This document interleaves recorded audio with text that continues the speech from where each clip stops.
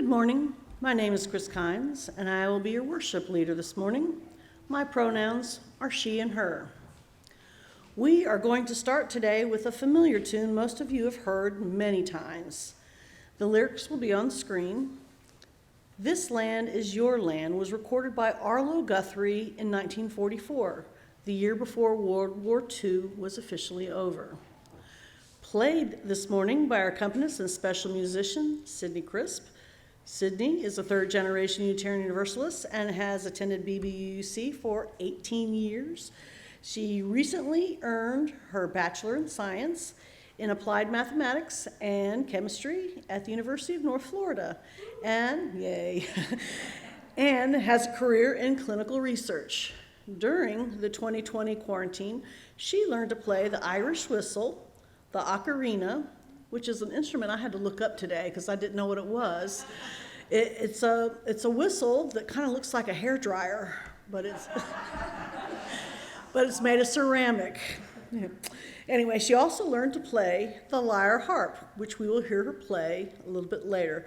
But first, please rise and bow your spirit, and let's sing "This Land is Your Land."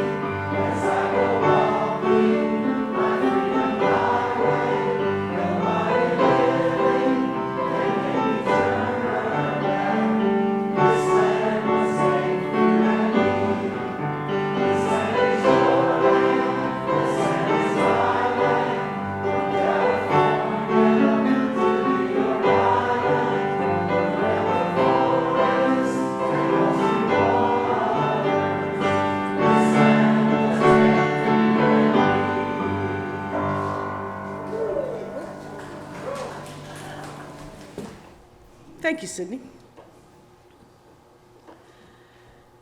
The opening words today are by Meg Barnhouse. We gather to worship, our hearts alive with hope, that here we will truly be seen, and that here we'll be welcomed into the garden of this community, where the simple and the elegant, the fluted and the frilled, the shy and the dramatic complement one another and are treasured. May we know that here, each contributes in their way to the beauty of the whole. Come, let us worship together, all genders, sexualities, politics, clappers and non-clappers, progressives and conservatives. May we root ourselves in the values of this faith, a faith based on covenant rather than creed. Our congregation's covenant can be found printed inside of the order of service. Let's recite it together. We covenant to engage one another with honesty, kindness, and respect, to value diversity, seek understanding of our differences, and practice gracious accountability with care, love, and empathy. We make these promises to those who are here and to those who will yet to come, and make safe and welcoming and beloved community of acceptance, learning, and transformation. Please rise for the singing of the call to worship. The words are printed on the front of the order of the service.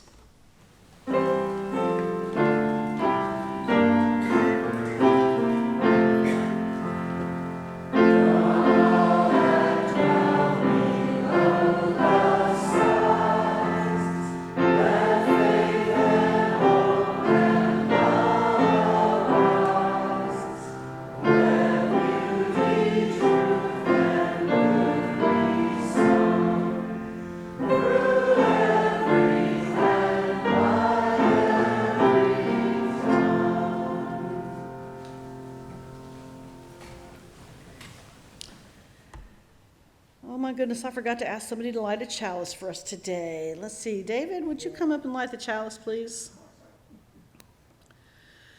Reminder of the Inner Light by David Colmier. This fire is a reminder of the light within us all, the yearning for freedom, the longing for truth, the flame of intuition, the torch of conscience. We dedicate this service to the remembrance of this holy light. Thank you, David. Hello, everyone, and welcome to Buckman Bridge Unitarian Universalist Church. It's so good to see you all today and to share today's opportunity to worship and to be as one in community. Being together is a time of joy and comfort, and sometimes it can be a challenge to our faith. This Unitarian Universalist congregation is a place where we come to learn more about being human. We don't come because we figured out all of life's questions or because we think we've got it right. We come here to learn more about being in relationship together, how to listen, how to forgive, how to be vulnerable, and how to create trust and compassion in one another. If you're here for the first time, we're so glad you found us. And we hope you stop by the welcome table at the entrance and speak with someone from the membership committee about how to become a member and when the upcoming classes are going to be. There's information about our scheduled church events and activities on our website. Just click on the calendar at bbuc.org. For additional information about our denomination, see the uua.org. I think we're going to have our refreshments today on the back patio. So don't just scoot out the front. If you want a cup of coffee, you have to head all the way down. All right, please rise now in body or spirit to sing hymn number 131, Love Will Guide Us. We'll sing all three verses.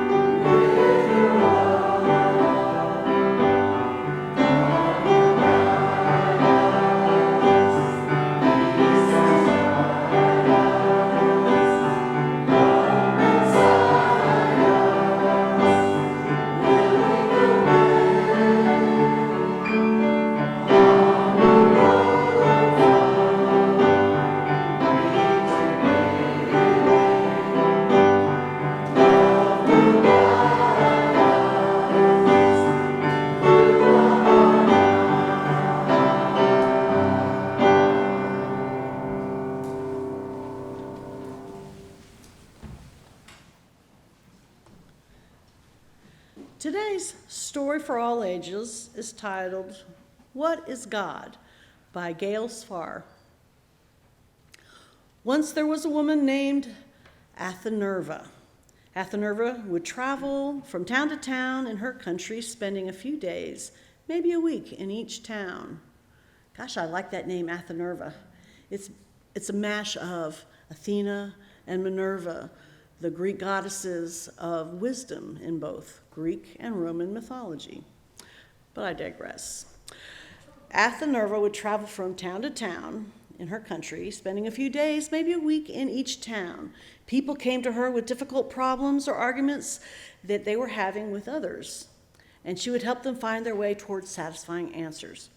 One day, she entered a town on her route. Athena heard a lot of arguing. She looked and saw a group of people in a very heated discussion. One person called out, "Athanerva, come here, we need your wisdom." Athanerva approached the group, and the person who had called her said, "I've been telling those people about what God is and who God is, and they say I'm wrong. I'm worried about them. Please, Athanerva, help them see what's right." "Well," said Athanerva, "what have you told them?" "I told them that there is one true God who loves and cares for us all, hears our prayers, and commands us to love one another." And Athanerva said, "You are correct." "What?" said the others. No, that can't be right." Then one of them said, "I believe there's a God, all right, a God who created the universe, established the laws governing it, set it going, and left. God has no interest in the affairs of humanity. Therefore, it's up to us to make this world the place we want it to be." And Athanerva said, "You are correct."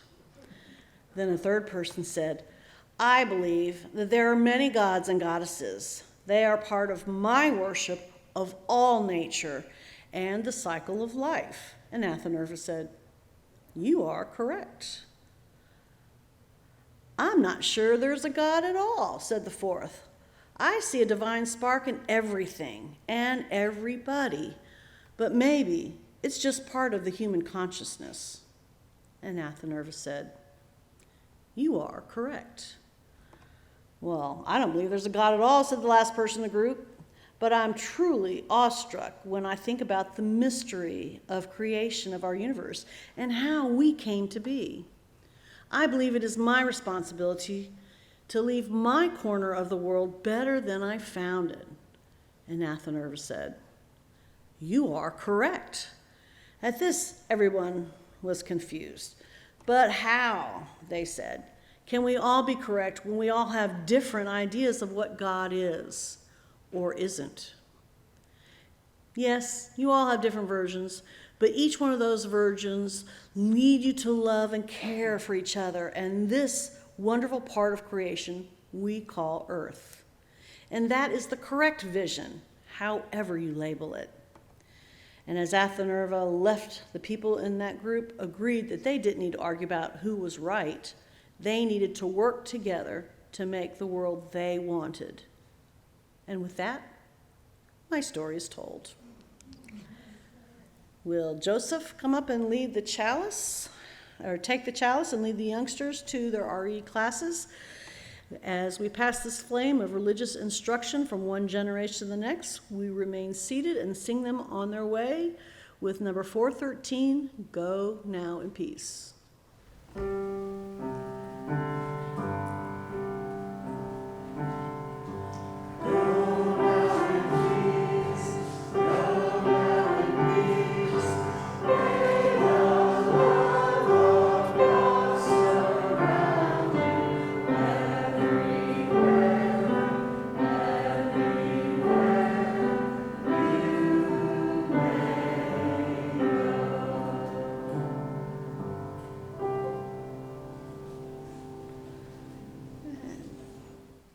Have Donna Zimmerman from the pastoral team come and read the joys and concerns this morning.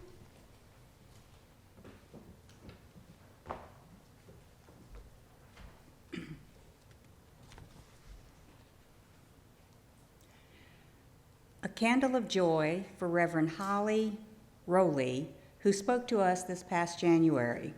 This past September, on the shores and in the water of a beautiful lake in Sharon, Massachusetts, she married her wonderful partner, Mary Ann Fritz, in the company of a small group of friends, including David Dean.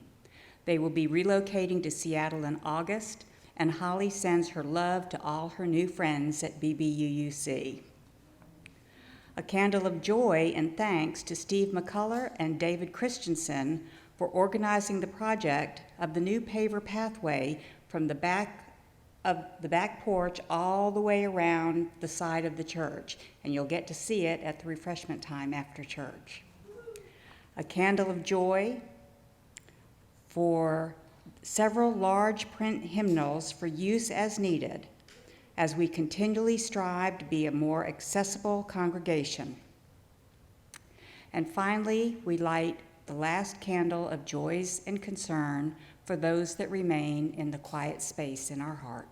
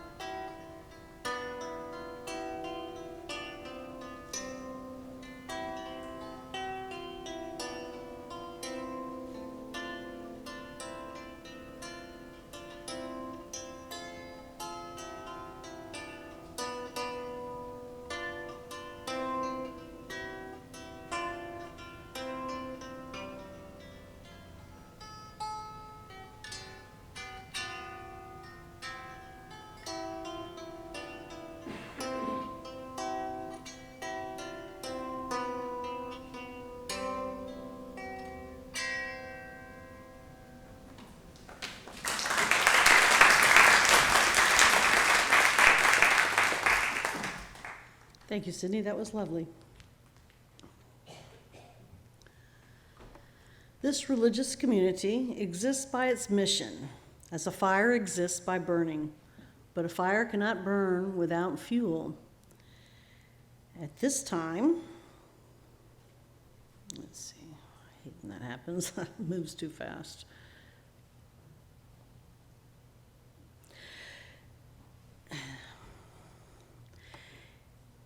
And it is the time and energy, the imagination, the vision and creativity and compassion, the love and the financial support that powers our mission to nurture and sustain a welcoming, inclusive, and diverse liberal religious community.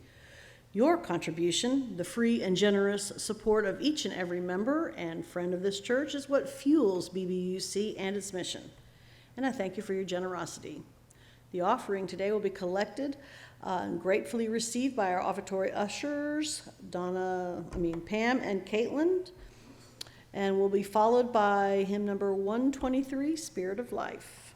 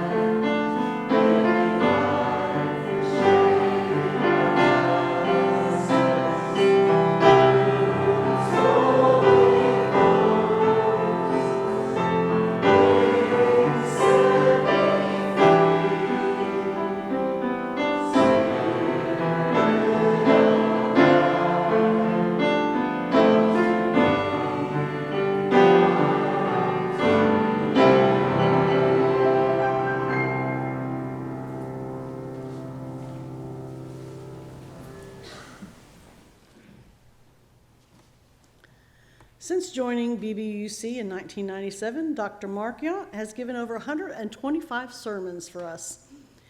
He has chaired several committees. He's been on the board as a trustee. He's served on the leadership development and as vice president. He's volunteered as youth advisor for most of the past 20 years, youth empowerment being one of his great passions. Mark has a PhD in philosophy and taught college philosophy courses full-time for 12 years before a second career in addiction treatment administration and helping homeless at-risk people apply for disability benefits. He is now retired and writing a book entitled Wisdom on the Way, Seeing Ourselves Whole Through Worldview Wars. Mark's sermon today is titled The Conscience of Democracy. Dr. Mark Yount, welcome back to the pulpit.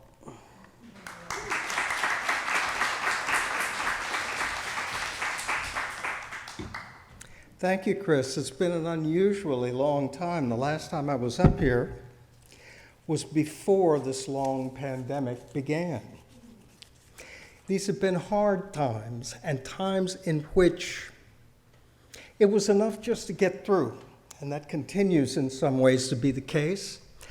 I was really intent on not trying to be a philosopher, not trying to analyze any larger meaning in that, and certainly not presuming to console or inspire other people. All I could do to maintain my own life. I was hardest hit, though, not by the pathogens, but by how many of my fellow citizens and neighbors defied science and reason and continue to do so, by how a public health emergency could invite people to scorn public health as Americans suffered and died beyond the toll of any of our wars, beyond all of our wars. As if for some there was no real need to protect those lives. As if frostbitten soldiers at Valley Forge had died for my right to spread fatal pathogens without state interference. And then came January 6th. In a nation torn apart, I can't assume that you see these things the way that I do. I have the free reign of the pulpit, but as a church, we are not affiliated with any political party, group, or candidate. But I can speak to you this morning as Unitarian Universalists. And that's what brings me back to this pulpit this morning. There's a tension in our fifth principle that now seems more important to me than I ever imagined, and maybe even critical. We covenant and affirm to promote the right of conscience and the use of democratic process within our congregations and society at large. The right of conscience is to claim moral truth no matter how many others deny it. But democratic process demands we accept the rule of the majority, however vehemently we disagree. You see the opposition between the two. Follow conscience, and some things are just wrong, morally as well as factually. Follow democratic process, depends on who wins the election. Consider issues of race, which many studies and analyses of survey results have found to be the most important indicator of the divisions in our nation. That sign outside that says Black Lives Matter is a great, great example of the claim of conscience. From Trayvon Martin to George Floyd, Breonna Taylor, and sadly on beyond. Glaring cases of racial injustice in policing, videotaped, broadcast played over and over. You cannot turn away from someone who for that long keeps repeating that he cannot breathe. A reality that's beyond the statistics even, a reality that is lived out in the fears of black families having to have the talk with their children that white families like mine never needed to have. The Black Lives Matter movement takes to the street not for an identity, but for the nation's conscience, for our most sacred American ideal, that all of us are created equal and endowed with inalienable equal rights. Yet in Republican America, to say that Black Lives Matter is dangerously radical. It's whites who now suffer more discrimination, as people who tend Republican will state in polls when they're asked. To say that Black Lives Matter is not only radical, but whites who are concerned for black racial justice are castigated for our wokeness, as if that were an epithet that invoked some kind of sleepy value. And in Ron DeSantis' Florida, to teach history that is factual about race issues at least risks being against the law. Who might be imprisoned for saying something that has a guilting effect on some white child who wasn't alive at that time? Both sides feel strongly that they are right, that we are right, so strongly that each views the other as an existential threat to our very nation. Factually, statistically, in terms of the opinion studies, people who lean Democrat think that there is nothing worse than a Republican. And people who are Republican think that there is nothing worse than a Democrat, unless maybe it's a transgender person. Depends on which studies you look at, which surveys you look at. So if we each are so strongly entrenched in our view that the other is not only wrong, but a threat to the very existence of America, where does that leave us as a nation? Let me ask, if conscience is that righteous, if we know what is right, and we must prevail, and the other side the same way, is there any alternative to civil war? Just look at how pathetic the other side's arguments are, I might say. But how have we come to our conclusions, whether you are with me or not? How have we each and all come to our conclusions?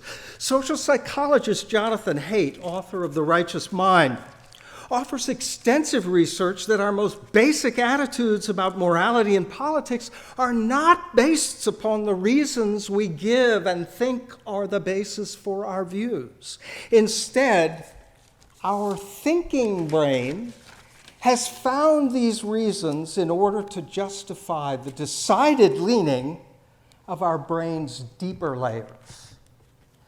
Of the dinosaur brain that is motivated by fear, of the other levels that interact in such complex and marvelous ways we're coming to understand. Some of that is evolutionary, some is genetic, some of it is biochemical.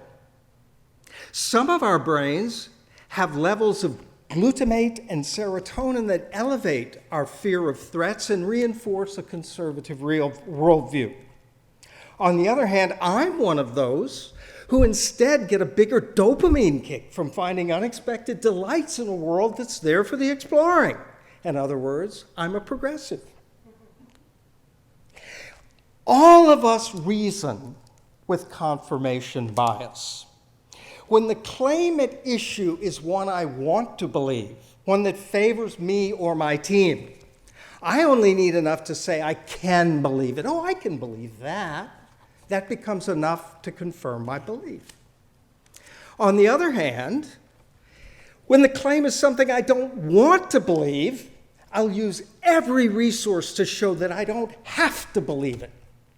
So the standard for what I want to believe is, can I believe that? And the standard for the other side of it is, do I have to believe that? And that difference makes all the difference because we go on believing what we believed before. So all of us, regardless of what views we claim or hold, are locked into our views and not really open to persuasion. But in an interesting experiment where people were locked into a position and given counter-arguments to review, there was one variation that found a promising exception. When the setup required the subject to wait 2 minutes before entering their judgment, they often used those 2 minutes to reflect on the other perspective and the counter-arguments for the other side, and that variation of that experiment found a statistically significant difference in the outcomes. In other words, break the automatic reaction, and in that reflective space, there's a possibility for something new to happen. That, I think, is a fantastic analog to what philosophy is about. And I say that as someone devoted not just to the pursuit of philosophy over these years of professional and non-professional dabbling and writing of would-be books. I say that as one who believes in the value of philosophy more than anything else.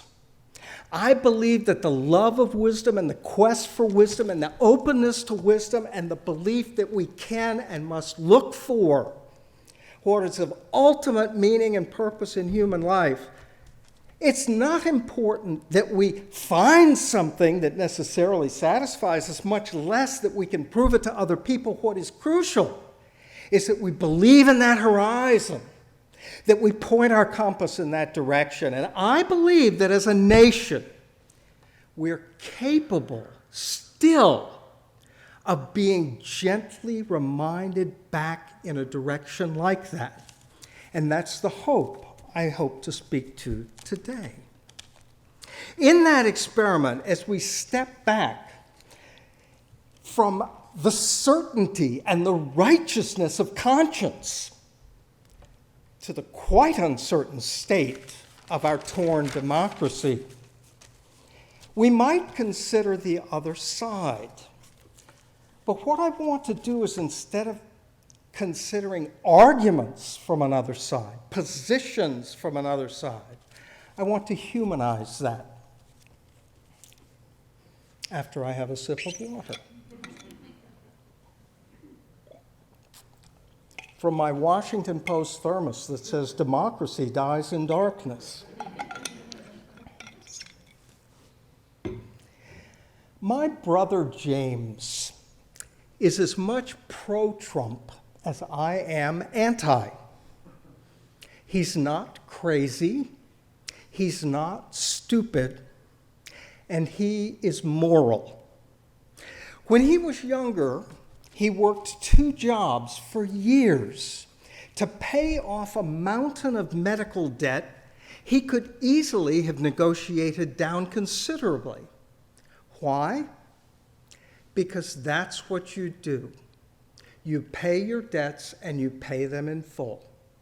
That is a value of his, and that is, I think, a traditional conservative value that is more customary of people on the other side than it is of people like myself.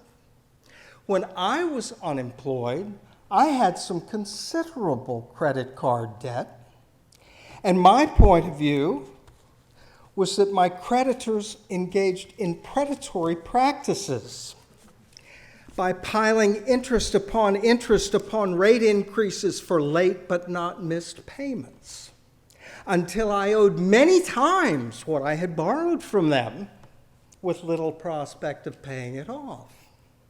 So quite unlike my brother, I engaged with a firm that handles these kinds of things. We got it successfully resolved, and I had no compunction at all about handling it my way. That's a difference in part in work ethic. My brother started with a rather inflexible sense that if I incur an obligation, It is my obligation to respond to restore that in full. Whereas for me, I wanted to look at the context. I wanted to look at the economics of it. I wanted to look at what's in it for them and how they might be taking advantage of me. Different ways of looking at the world.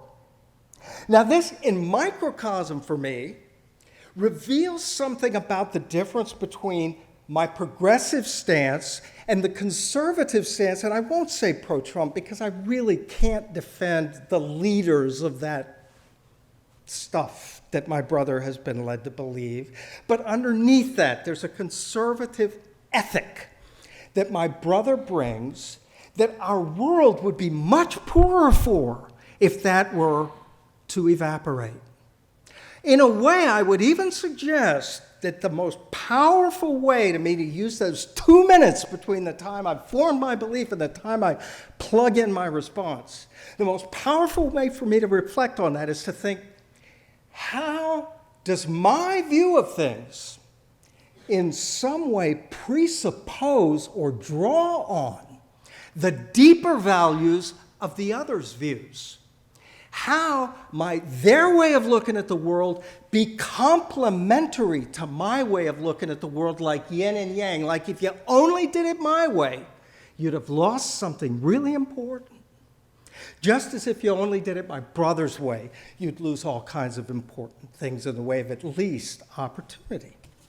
So I invite you to think of how you might form an image of somebody down at the level of your neighborhood who was a real live person with real live values that you might respect and relate to, who might help you through that process gather a sense of how we need each other, of how, as Jonathan Haidt puts it, in any group that wants to arrive at the truth, you need different perspectives because we're locked in, and if we're only with like-minded people, we won't find anything new.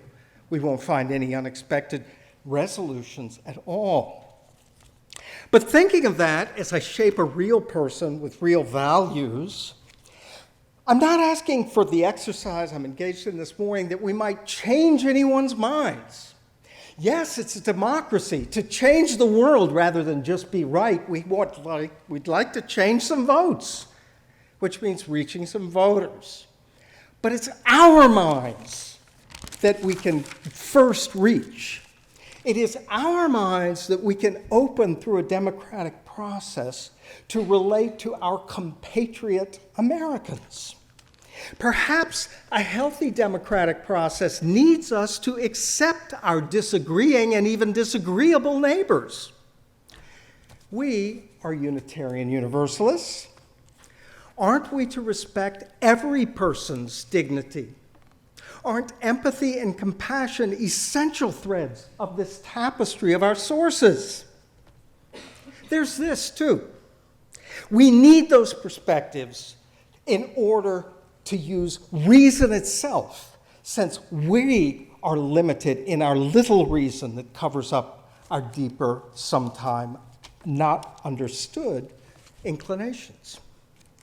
Here's the really interesting part. To open ourselves to those we disagree with does not mean to forego the claims of conscience. Rather, we are challenged to reach toward conscience's even higher and harder call, higher than the demands of the moment, higher than the battle lines of party or perspective. My bold play this morning is that our best hope to find agreement or peace or any movement toward harmony is not through narrow compromise or shallow civility, but by looking deeply at our most fundamental American values. Let's see if we might agree. As I take another swallow from the inspiration well. Not really, I tried to write everything out this morning so I wouldn't take too long. Could we agree that all are created equal?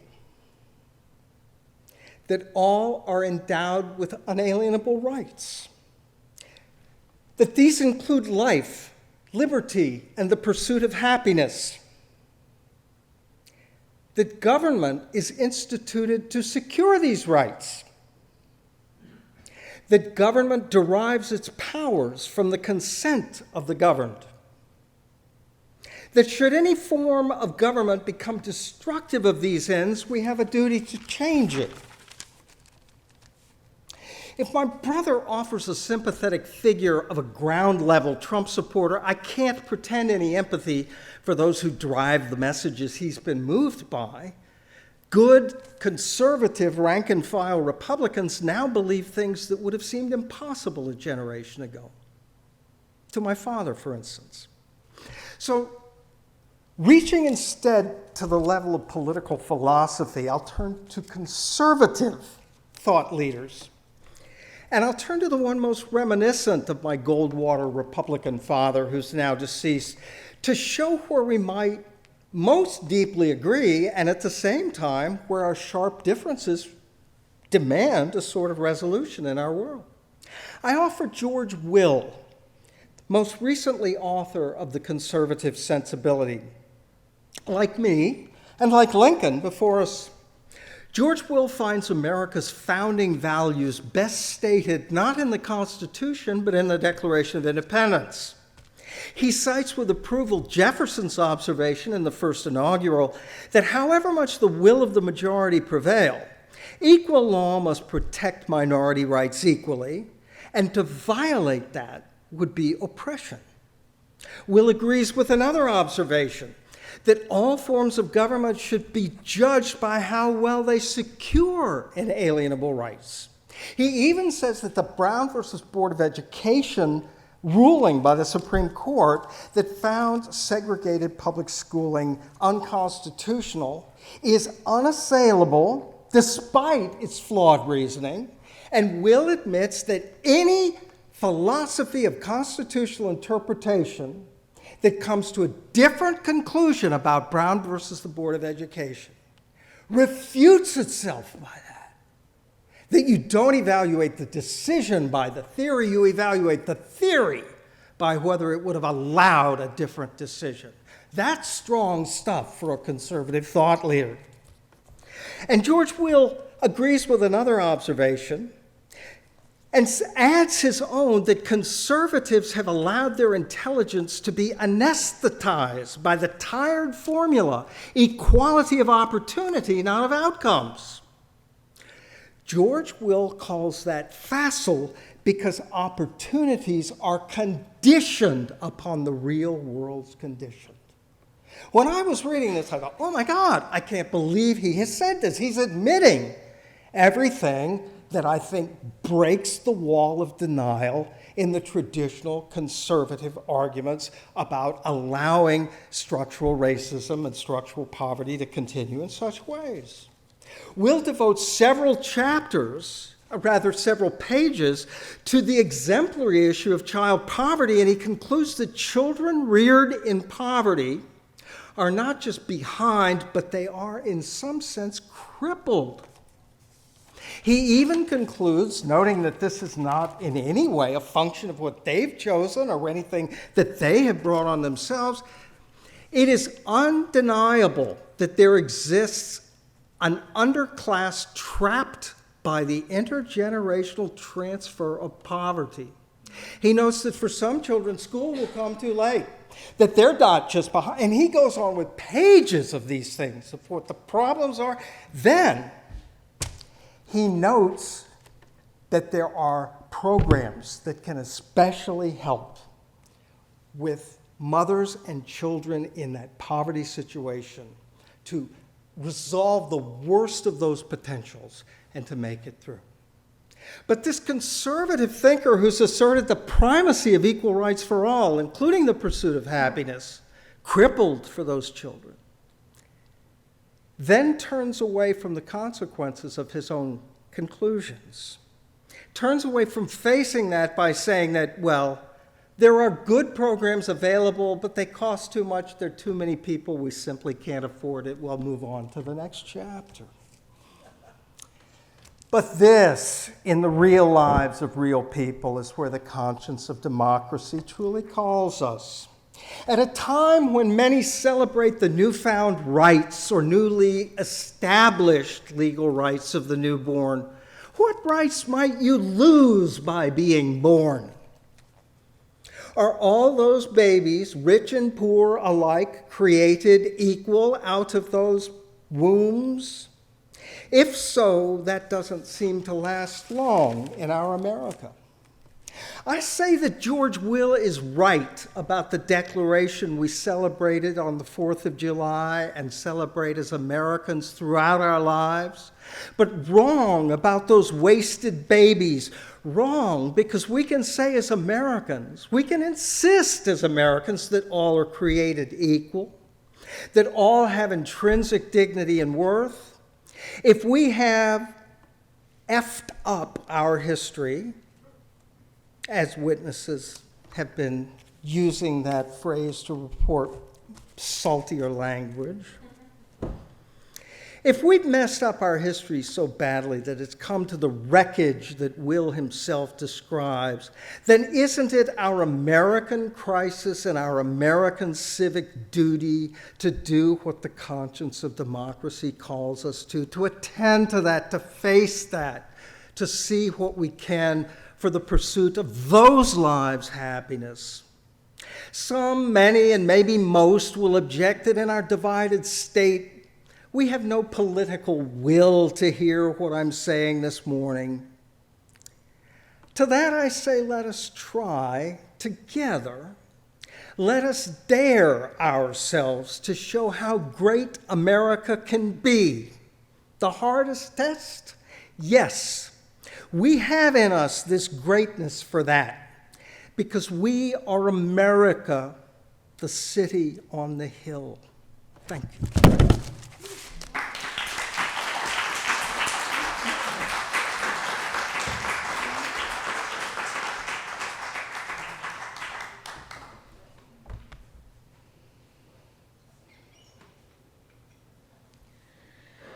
Thank you, Mark. A lot to think about in that sermon.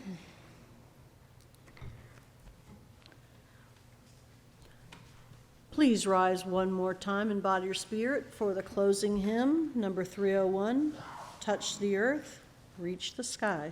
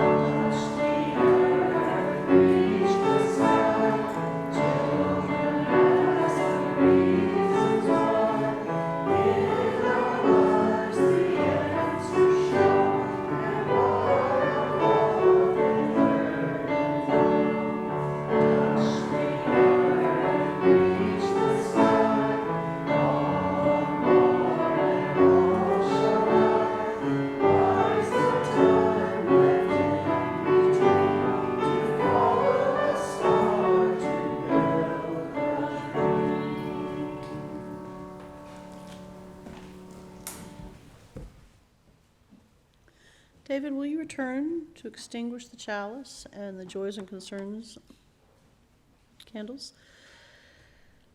The benediction today is titled, Share Your Glorious Light with the World by James Morrison. Within each of our hearts, there is a most glorious light. Go forth and let its spark help you understand what troubles both you and others. Go forth and let its light of reason be a guide in your decisions. Go forth and bring its ray of hope to those in need of help in both body and spirit, that they may find healing. Go forth and fan the flames of passion to help heal our world. Go forth and spread the warm glow of love, pushing back the darkness of the world.